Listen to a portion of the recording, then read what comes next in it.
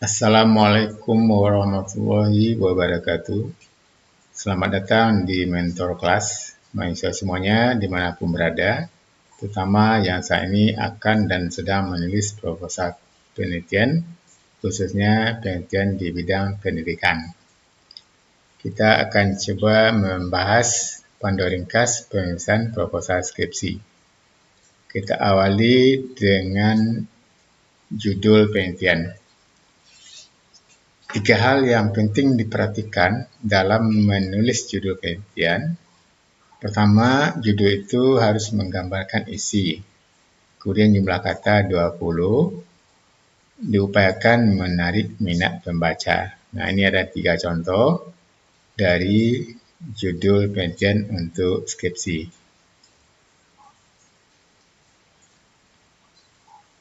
Lalu dalam menulis judul di bagian cover, perlu diperhatikan pemenggalan kata.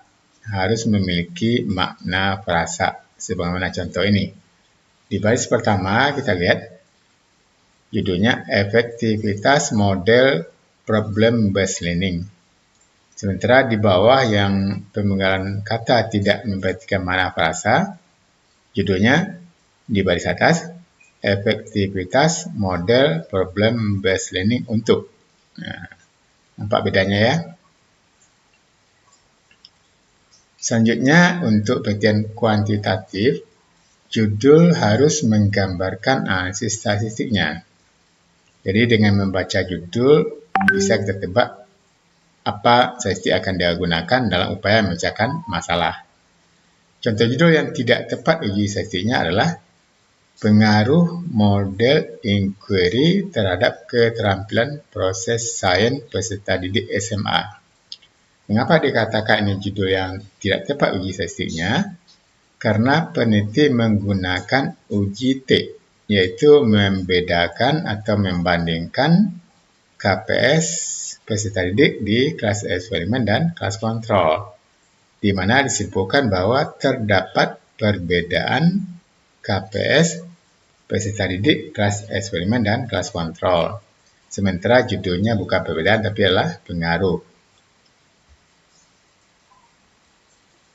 Kita akan bahas proposal bab 1, yaitu pendahuluan. Ada 6 subbab yang kita bahas pada saat ini.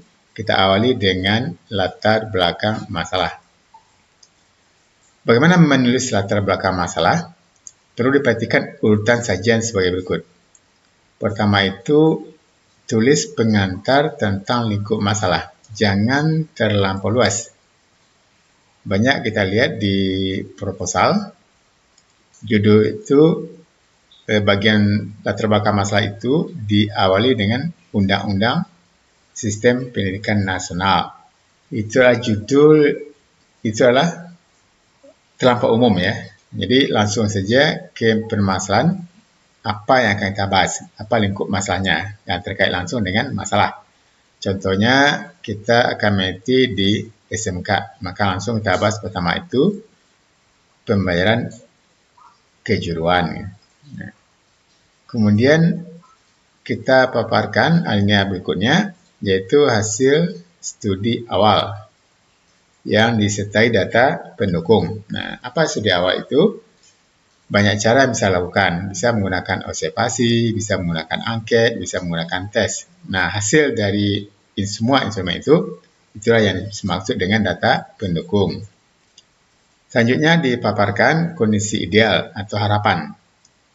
Apa yang kita harapkan dari sebuah proses pembayaran di kelas. Nah, sehingga di sini terlihat reset gap. Artinya apa? Kesenjangan antara kenyataan dan harapan. Kita ambil contoh, hasil studi pendahuluan siswa yang tuntas dalam pembayaran mapel tertentu 60%, sementara kurikulum menuntut 100%. Nah, ini kan masalah. Setelah kita paparkan kondisi ideal dan reset gap, lalu jelaskan solusi yang ditawarkan. Apa solusinya? Misalnya menerapkan model inquiry based learning. Lalu jelaskan apakah model inquiry itu dengan kajian teori atau teori pendukung. Nah, nanti kita lihat teori pendukung itu bentuknya state of the art. Ini contoh research gap untuk penelitian deskriptif. Disajikan lebih awal dulu tentang kondisi real di lapangan, kemudian kondisi yang seharusnya. Ini untuk research gap penelitian komparatif, yaitu membedakan hasil belajar mahasiswa di prodi pendidikan teknik elektro dalam mata kuliah mesin-mesin listrik ditinjau dari jalur masuk. Nah, ini dilihat contohnya, jalur masuk itu ada 3, prestasi, ujian tulis, dan mandiri. Nah, dalam teoritisnya, mahasiswa yang berasal dari atau yang masuknya melalui jalur prestasi seharusnya lebih unggul daripada yang lainnya. Itu teorinya. Tapi kenyataannya di tabel 1 kita melihat yang unggul itu adalah mahasiswa yang ujian tulis. Nah, ini kan kesenjangan, itulah research gap. Demikian juga ini research gap untuk penelitian asosiatif. Kita lanjutkan, ini contoh bagaimana kita membuat latar belakang masalah untuk penelitian eksperimen. Juga diawali dari survei awal untuk menyatakan research gap-nya. Dan alinea kedua itu adalah solusi yang ditawarkan. Tadi di awal dikatakan bahwa penyajian teori itu dalam bentuk state of the art atau SOTA. Apa keuntungan SOTA itu? Atau apa maknanya? SOTA itu dapat bermanfaat untuk mengetahui perkembangan terkini dari topik-topik yang diteliti oleh peneliti seluruh dunia. Tentunya yang berkaitan dengan penelitian kita. Kita bisa telusuri semua. Kemudian juga menentukan kontribusi peneliti dalam riset ini. Jadi kalau kita akan meneliti, kira-kira kontribusinya di mana itu. Nah, yang penting sekali novelty-nya atau kebaruan penelitian kita. Dan juga memastikan tidak ada pengulangan hasil penelitian orang yang sudah dilakukan. Itu namanya replikasi. Atau menyontek kerja orang, itu plagiat. Ini contoh state of the art. Kita lihat di alinea pertama ada sejumlah nama penulis dan tahun dari jurnal mereka masing-masing. Nah, semua ini adalah temanya sama. Jadi kita rangkum dengan kalimat sendiri dari satu alinea. Lalu beralih ke alinea berikutnya untuk tema yang keduanya. Juga demikian, semua referensi kita baca di artikel jurnal ini tentu temanya sama, sehingga kita bisa tulis narasi di alinea ini. Itu contoh state of the art. Baik, kita lanjut ke bagian berikutnya, yaitu identifikasi masalah. Nah, bagaimana kita memaparkan identifikasi masalah? Yaitu membuat nomor-nomornya atau disebut pointer. Dan menggunakan kalimat yang mengandung masalah, bukan kalimat tanya. Suatu hal yang perlu diperhatikan bahwa semua masalah yang kita identifikasi itu harus dideskripsikan di latar belakang masalah. Nah, ini contohnya bisa kita lihat ada 4 masalah yang teridentifikasi berdasarkan latar belakang masalah yang disajikan. Setelah itu, masalah tadi dibatasi, yang mana saja yang mau kita teliti. Nah, dibuat dalam satu paragraf, bukan lagi dalam bentuk pointer. Nah, batasan masalah ini adalah batasan yang berkaitan dengan penelitian itu sendiri, bukan masalah si penelitinya. Misalnya karena keterbatasan waktu, biaya, tenaga, dan seterusnya, itu tidak boleh. Nah, ini yang perlu diperhatikan untuk batasan masalah. Ini contohnya, bisa lihat. Batasan tentang kemampuan siswa, batasan tentang metode yang diterapkan, batasan tentang hasil berkaitan dengan materi ajar. Kita lanjutkan rumusan masalah. Bagaimana kita merumuskan masalah? Yaitu menggunakan kalimat tanya, ringkas, padat, dan jelas. Rumusan masalah itu harus ada analisis statistiknya. Apakah itu dalam bentuk uji atau analisis presentasi misalnya untuk penelitian kuantitatif. Nah, kalau kualitatif itu lain lagi ceritanya ya. Ada pula teknik pengujiannya. Nah, masalah penelitian bisa dirumuskan menjadi 3 kelompok, yaitu rumusan masalah untuk penelitian kuantitatif yang dibagi 3, yaitu deskriptif, komparatif, dan asosiatif. Nah, ini contoh-contohnya. Untuk penelitian deskriptif, kemudian penelitian komparatif, dan yang ketiga penelitian asosiatif. Nah, sekarang berikan contoh yang kurang tepat. Kita sebut non-contoh. Yang pertama, bagaimana penerapan model project based learning pada mata pelajaran instansi motor listrik. Nah, kenapa ini disebut non-contoh? Karena dengan judul ini, peneliti menyimpulkan hasil penelitiannya terdapat peningkatan hasil belajar siswa pada mapel instansi motor listrik setelah menerapkan project based learning. Itu kurang tepatnya. Seharusnya yang diteliti, kalau ini rumusan masalahnya, jawabannya adalah proses project based learning itu dijelaskan. Kan di sini bagaimana penerapannya, seperti apakah project based learning itu diterapkan, itulah mestinya yang dilaporkan. Tapi yang dilaporkan hanya hasil belajar, itu makanya contoh yang kurang tepat. Yang kedua contohnya adalah yang kurang tepat, adakah pengaruh model blended project based learning terhadap keterampilan siswa SMK? Ini juga contoh kurang tepat. Kenapa? Karena tidak ada uji statistik yang pas untuk ini. Karena kalau pengaruh itu harus kita menggunakan regresi. Sementara regresi, katakanlah regresi linear sederhana, itu minimum ada satu variabel bebas X dan satu variabel terdekat Y. Nah, ini hanya satu variabel, yaitu keterampilan siswa. Sehingga tadi sudah dijelaskan di bagian latar belakang masalah, peneliti menggunakan uji T. Nah, ini menjadi rumusan masalah yang kurang tepat. Lanjut, kita bahas tujuan penelitian. Nah, tujuan penelitian ini harus mengacu ke rumusan masalah. Kalau satu rumusan masalahnya, satu tujuannya. Dua rumusan masalah, dua tujuannya, dan seterusnya. Cuma bedanya adalah dalam bentuk kalimat pernyataan atau statement, bukan kalimat tanya. Nah, ini bisa lihat contohnya. Yang non-contohnya, yang contoh yang tepat, kaitan dengan rumusan masalah tadi. Untuk mengetahui penerapan model project based learning pada mata pelajaran instansi motor listrik. Nah, tadi saya jelaskan di bagian rumusan masalah. Terus kita manfaat penelitian. Apa itu manfaat penelitian? Yaitu hasil penelitiannya bermanfaat untuk siapa? Jadi hasil penelitian ya. Jelas sasarannya untuk siswa, untuk guru, dan peneliti lain atau peneliti lanjutan.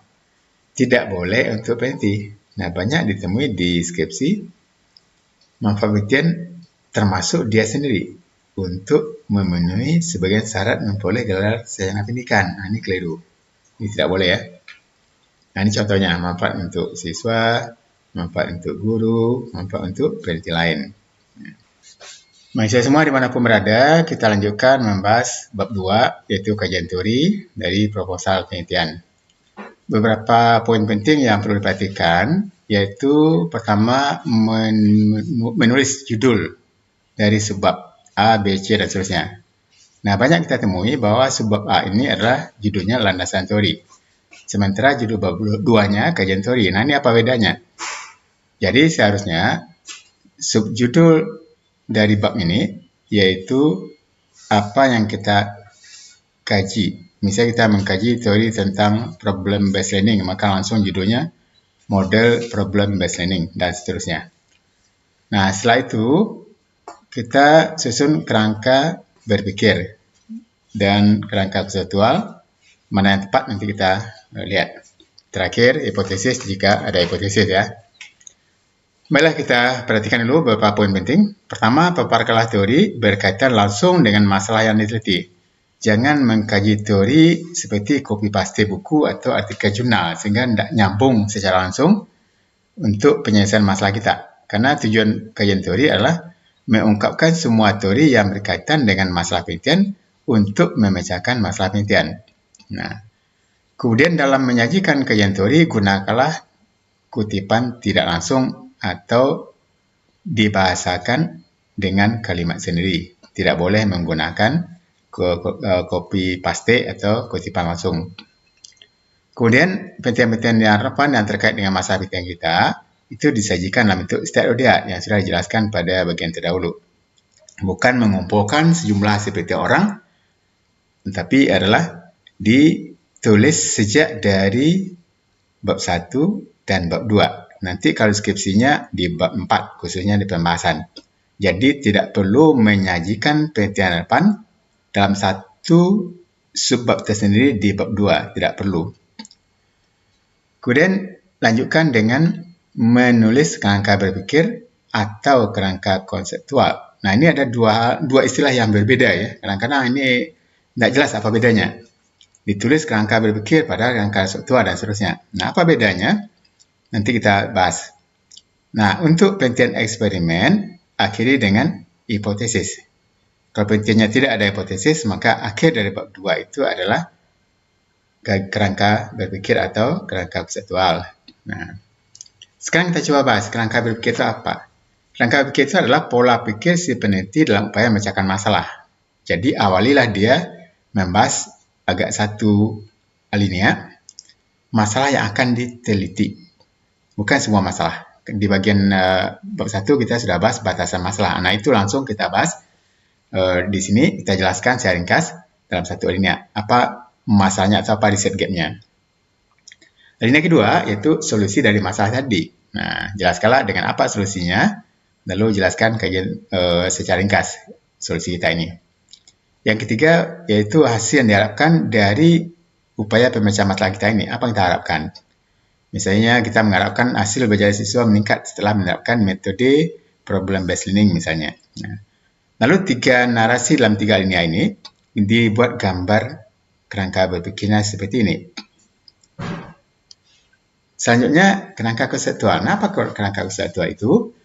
Kerangka konseptual adalah keterkaitan antar konsep atau antar variabel penelitian. Nah, ini kita temui misalnya di penelitian asosiatif. Maka jelaskanlah variabel-variabel yang terkait dalam masalah penelitian kita. Kami contoh ada 3 variabel, 2 bebas yaitu X1, X2, dan 1 terkait yaitu Y. Nah, seperti apa keterkaitannya itu kita narasikan, tentu berdasarkan kajian teori. Misalnya kita bahas bahwa X1 itu berhubungan atau mempengaruhi Y. Begitu pula X2 berhubungan atau mempengaruhi Y. Lalu buat gambar diagram seperti ini. Berikutnya hipotesis. Nah, ini tidak selalu ya, tidak semua penelitian itu meminta hipotesis. Tapi ada hal tertentu jika diperlukan. Nah, apa itu hipotesis? Yaitu jawaban sementara dari rumusan masalah yang harus dibuktikan kebenarannya melalui penelitian. Lalu rumusannya berdasarkan kajian teori. Jadi kita tidak bisa membuat hipotesis tanpa kajian teori. Jadi harus ada pembahasan lanjut secara teoritis baru kita ungkapkan untuk menjawab masalah kita. Rumusannya berbentuk hipotesis kerja, bukan hipotesis nol, bukan dua-duanya. Nah, sering kita lihat di deskripsi, di akhir bab 2 dibuat hipotesis kerja atau HA, kemudian di bawahnya dibuat lagi H0. Ini membingungkan. Kenapa? Karena hipotesis adalah jawaban dari rumusan masalah. Dan lalu kita jawab 2. Karena 2 ini bertentangan ya. Misalnya untuk perbedaan antara 2 kelompok misalnya, hipotesis kerja menyatakan ada beda, hipotesis nol mengatakan tidak ada beda. Lalu jawabannya mana? Nah, makanya kita pilih satu saja yang kita harapkan adalah berbeda. Misalnya hasil belajar siswa di kelas yang kita berikan perlakuan lebih unggul daripada di kelas yang tidak kita beri perlakuan. Itu harapan kita. Jadi yang kita ajukan itu HA bukan H0. Hanya satu HA saja. Lalu untuk penelitian deskriptif itu tidak ada hipotesis. Diganti dengan pertanyaan penelitian. Nah, bagi mahasiswa yang akan melakukan penelitiannya Research and Development atau R&D, tidak ada hipotesis dan juga tidak ada pertanyaan penelitian. Nah, ini contoh dari hipotesis penelitian komparatif.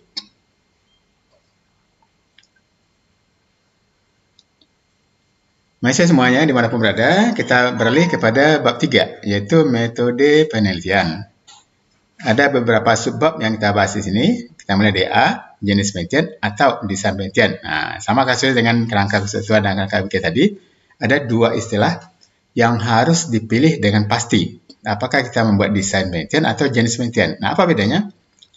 Jenis penelitian itu adalah apa yang kita lakukan atau penelitian apa yang kita pilih untuk memecahkan masalah kita. Nah, kalau desain penelitian itu khusus kalau ada perlakuan, maka biasanya ditemukan di penelitian eksperimen. Selain penelitian eksperimen itu adalah jenis penelitian.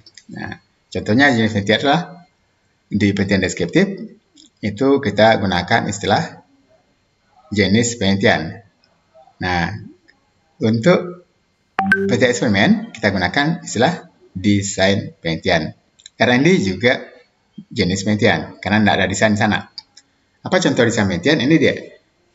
Desain penelitian digunakan adalah pretest, post-test, group control design. Nah, inilah dia yang tabel 1. Ini yang disebut dengan desain. Kalau kita tidak bisa mengungkapkan tabel 1 ini atau tabel 1 ini kita tidak perlukan, berarti tidak ada desain penelitian. Hanya ada jenis penelitian. Berikutnya poin B, yaitu prosedur penelitian. Nah, di sini jelaskanlah secara rinci prosedur yang ditempuh oleh peneliti mulai dari tahap persiapan sampai pelaporan. Kalau deskripsi sampai berarti menulis skripsinya.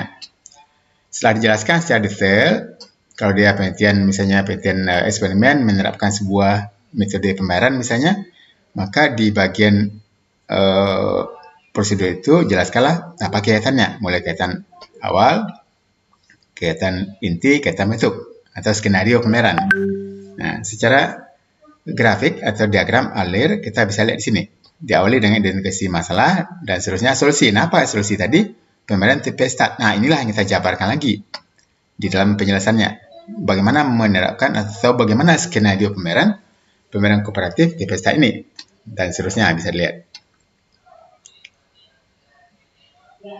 Poin C, yaitu populasi dan sampel. Nah, ada pilihan kedua, subjek penelitian.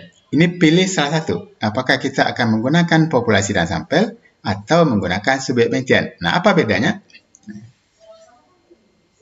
Kita lihat dulu sebelum melihat bedanya. Bagaimana kita memaparkan populasi dan sampel ataupun subjek penelitian? Pertama, identifikasi dan batasan tentang populasi penelitian. Nah, ini ya. Kemudian besarnya sampel.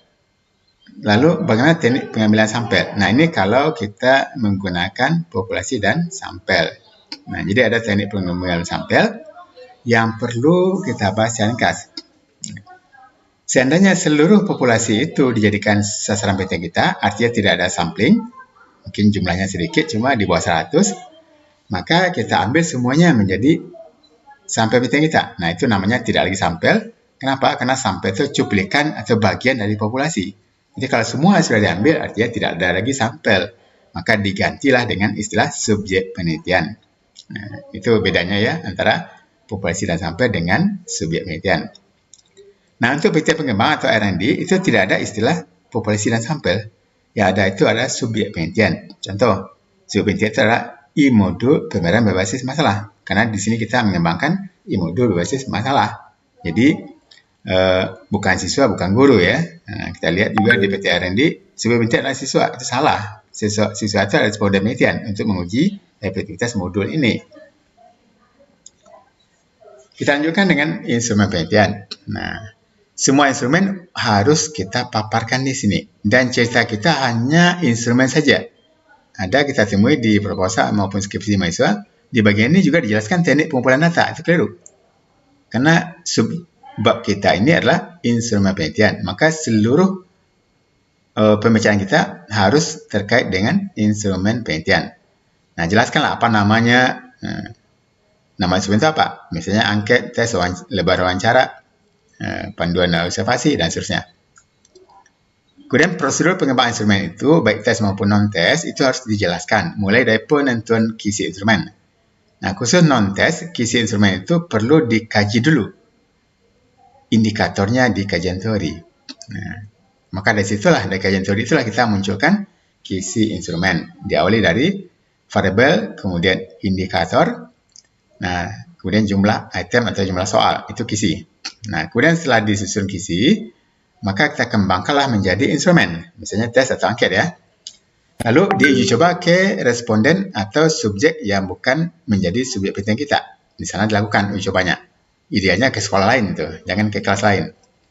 Kemudian bagaimana mengakses uji cobanya itu juga perlu dijelaskan. Kita mencari validitas, reliabilitas, tingkat kesukaran, dan daya beda khusus untuk soal pilihan ganda atau objektif test. Sementara untuk soal esai dan angket, itu cukup kita uji validitas dan reliabilitasnya. Nah, kemudian hal yang perlu diperhatikan bahwa hasil uji coba instrumen ini, yaitu yang validitas sampai daya beda indeks tekanan itu disampaikan atau dipaparkan di bagian ini, di bagian sub bab instrumen ini. Karena kita temui ada yang melaporkan di bab 4, hasil penelitian itu keliru. Kenapa keliru? Karena instrumen bukan hasil penelitian, tapi instrumen adalah alat untuk pengumpul data penelitian. Berikutnya kenapa keliru? Karena instrumen itu diuji cobakan ke subjek uji coba yang bukan subjek penelitian kita. Dan dilakukan sebelum melakukan pengumpulan data penelitian. Jadi perlu hati-hati ya, jangan paparkan hasil analisis uji coba instrumen di bagian bab 4 atau hasil penelitian. Kita lanjutkan bagian akhir, teknik hasil data. Nah, bagaimana kita menghasil data sangat tergantung pada rumusan masalah kita atau tujuan penelitian kita, dan juga tergantung pada jenis penelitian kita. Nah, hasil data itu harus jelas ya. Kalau dia penelitian kuantitatif, pasti ada uji atau analisis statistiknya minimum untuk presentasi, misalnya kita lihat di sini ada analisis data itu ada dua ya, statistik deskriptif itu menggambarkan, biasanya dipakai untuk penelitian deskriptif, tekniknya presentasi dan kategori, atau statistik inferensial, ini maksudnya untuk pengambilan keputusan, misalnya uji beda, uji T, uji korelasi itu adalah termasuk statistik inferensial. Lalu tulis nama rumus yang digunakan. Tidak perlu kita buat rumusnya. Nama kita lihat rumus uji T, rumus presentasi sudah dikenal oleh umum juga dibuat. Itu tidak perlu. Boleh ditulis rumusnya apa untuk rumus-rumus statistik yang tidak ada buku statistik yang belum familiar. Misalnya eigenvalue, effect size, z-score, itu tidak ditemukan di buku statistik. Yang ada di jurnal. Jadi perlu kita tuliskan rumusnya. Tapi selain dari rumus ini yang sudah ada di buku statistik semua tidak perlu, cukup disebutkan. Misalnya hasil data menggunakan korelasi product moment percent, cukup itu aja. Kemudian bagian yang penting di sini adalah karena namanya teknik hasil data itu bagaimana kita menganalisis datanya tadi.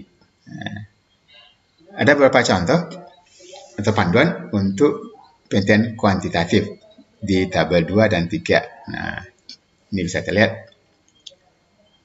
Misalnya kita judulnya itu penelitiannya peningkatan hasil belajar dan seterusnya. Nah, kata kunci peningkatan itu adalah rumusnya z-score dan kategori score. Bisa dicek di artikel Hex tahun 1999. Nah, kalau judul kita diawali dengan perbedaan hasil belajar, itu UJT ya. Nah, terlebih dahulu juga persyaratan UJT-nya kita lihat, silakan baca statistiknya. Lalu judulnya pengaruh variabel X dan Y. Nah, itu regresi. Juga ada uji syarat sebelumnya. Nah, kalau pengaruh metode tidak bisa dibaca, tidak bisa. Karena tidak ada dua variabel. Karena uji regresi ini minimum dua variabel. Kalau lebih dari dua, itu namanya regresi ganda. Hubungan variabel X dan Y, nah itu juga harus ada dua variabel minimum. Kalau lebih itu namanya korelasi ganda. Ujinya uji korelasi. Terlebih dahulu juga ada uji persyaratannya yang harus dilakukan. Ini perlu diikuti ya, baca buku statistiknya. Kemudian judulnya misalnya studi komparatif. Nah, ini penelitian komparatif. Itu tekniknya presentasi dan kategori skor. Nah, kategori skor bisa kita pakai kategori yang ada di berbagai referensi, atau bisa kita kembangkan kategorinya dengan aturan rata-rata ideal dan standar deviasi ideal. Nanti kita lihat di bab 3. Berikut kalau judulnya efek penerapan. Efek itu dampak. Jadi itu analisis dengan efek size. Dan pakai kategori, ini dari Cohen tahun 1988, silakan cek referensinya. Yang terakhir, kalau judul penelitian kita itu efektivitas penerapan model pembayaran apa, kan? Nah, untuk efektivitas memang tidak ada uji statistiknya khusus mengenai efektivitas, tidak ada. Cuma di sini dari berbagai referensi di jurnal kita bisa melihat untuk menguji efektivitas sebuah model atau metode pembayaran atau apa saja, itu perlu kita tetapkan aspeknya. Nah, minimum 3 aspek pengujian yang berbeda. Contoh, kita uji dengan teknik presentasi pakai kategori skor, kita uji dengan uji T, dan kita uji dengan effect size pakai kategori skor, semua untuk ranah kompetensi pengetahuan. Bisa juga masuk sikap dan keterampilan. Jadi paling kurang kita gunakanlah 3 aspek pengujian untuk mengetahui efektivitas sebuah model atau metode yang kita terapkan. Nah, kemudian lanjutkan dengan kriteria pengujian, karena sering lupa itu hanya menguji presentasi, lalu uji T, lalu effect size. Habis di situ, bingung orang, apa kaitannya dengan efektivitas? Nah, ini contohnya. Untuk PT R&D ya. E-modul yang terapkan efektif jika minimum 80% peserta mencapai KKM. Nah, itu acuannya. Kalau kurang 85 itu tidak efektif. Nah, dari aspek pengujian presentasi atau KKM ya, kriteria ketuntasan minimum. Aspek kedua adalah UJT tadi. Hasil belajar peserta kelas eksperimen lebih tinggi daripada kelas kontrol. Jangan hanya dikatakan terdapat perbedaan, karena terdapat perbedaan itu bisa jadi kontrol lebih tinggi pada eksperimen. Maka perlu kita tegaskan, e-modul ini efektif jika hasil belajar siswa atau peserta kelas eksperimen lebih tinggi atau lebih unggul pada kelas kontrol, baru efektif. Jika sama, ya tidak efektif. Terakhir kategori kita, contoh ini, effect size. Nah, effect size itulah minimum ditemukan pada kategori sedang. Jadi boleh sedang dan besar. Nah, itu berapa jumlahnya? 85%. Nah, kalau satu orang dari kategori tinggi atau besar, itu tidak efektif. Nah, itu ya acuan kita dalam menetapkan efektivitas. Nah, lanjutnya kita lihat di kategori yang main idea tadi. Ini bisa kita kembangkan sendiri. Ini dari referensinya bisa dilihat di buku metode riset Pak Susno. Bisa kita lihat. Susno Hadi. Ini acuannya. Bisa kita buat sendiri. Dari main idea dan SDI. Silakanlah dibaca referensinya.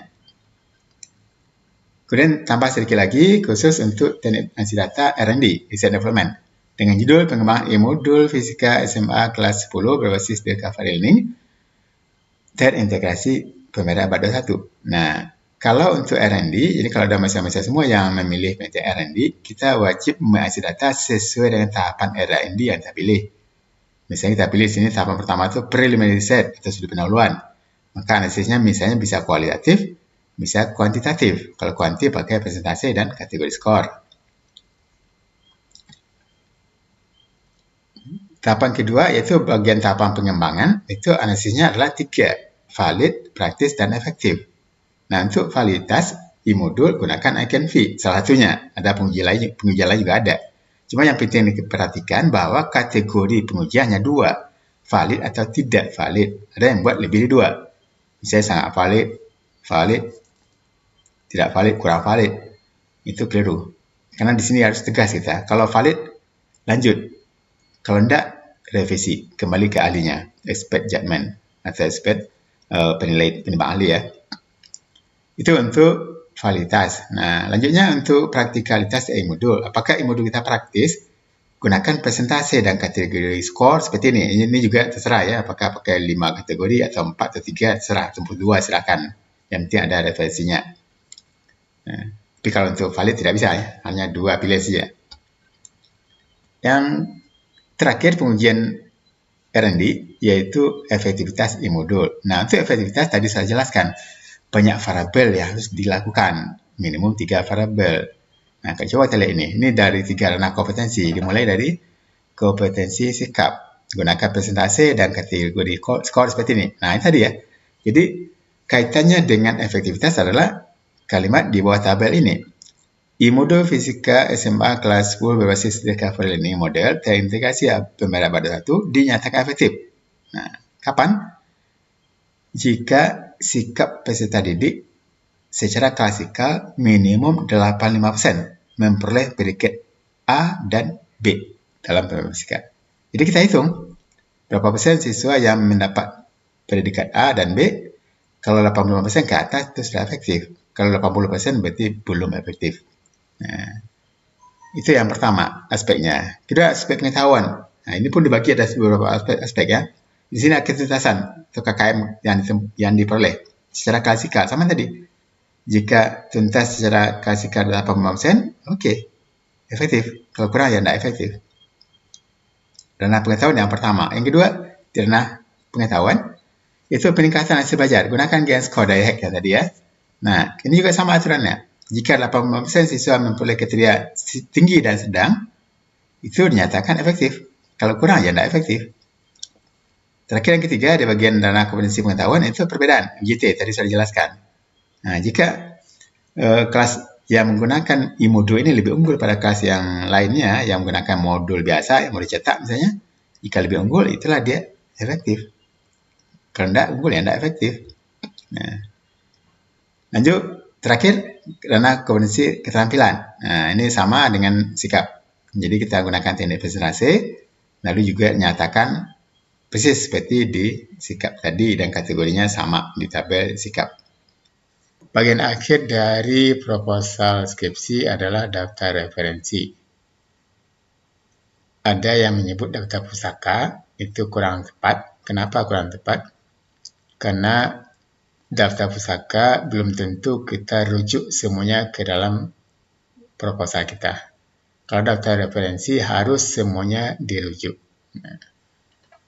Bagaimana kita memilih daftar referensi? Acuannya adalah 5 tahun terakhir dari Jurnal Nasional Akreditasi, Sinta 1, Sinta 2, dan seterusnya, dan Jurnal Internasional Bereputasi seperti Scopus. Jumlah minimum adalah 80% dari jurnal tersebut. Kemudian jumlah referensi yang berupa artikel itu minimum 20 artikel jurnal. Tata tulisnya menggunakan APA style dan disusun menurut abjad. Nah, inilah contohnya yang bisa saudara mahasiswa perbani. Selanjutnya yang perlu dicatat dalam menulis skripsi maupun menulis proposal adalah kita harus menggunakan bahasa Indonesia yang baku, bahasa Indonesia yang struktur kalimatnya baik dan benar, yaitu SPOK. Kemudian dalam menulis paragraf minimum ada 5 kalimat dalam satu alinea atau paragraf. Tidak boleh satu kalimat satu alinea atau satu halaman satu alinea. Juga perlu keterkaitan antar paragraf terdahulu dan paragraf berikutnya. Semua istilah asing, misalnya bahasa Inggris, itu harus ditulis miring atau italik. Jangan gunakan kata peneliti, penulis, kami, kita, dan seterusnya. Hindari menggunakan kata ganda. Contoh, menurut Adikunto 2018 menyatakan. Nah, ini tidak boleh karena sudah ada kata menurut, ada kata menyatakan. Jadi pilih salah satu. Terakhir, hindari penyajian data yang sama dalam bentuk tabel atau grafik. Nah, ini biasanya kita tampilkan di bagian latar belakang masalah dari data. Kita tampilkan dengan tabel. Nah, kalau datanya sama, tidak boleh lagi diulang dengan grafik.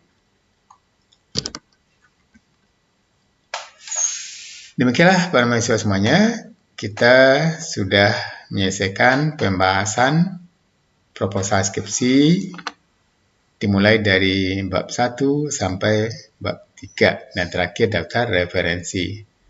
Mudah-mudahan pembahasan ini dapat membantu saudara semuanya dalam menyusun proposal penelitian. Semoga bermanfaat dan tunggu tayangan berikutnya, yaitu video penyusunan skripsi lengkap dari cover sampai lampirannya. Demikian saja, semoga bermanfaat. Wassalamualaikum warahmatullahi wabarakatuh.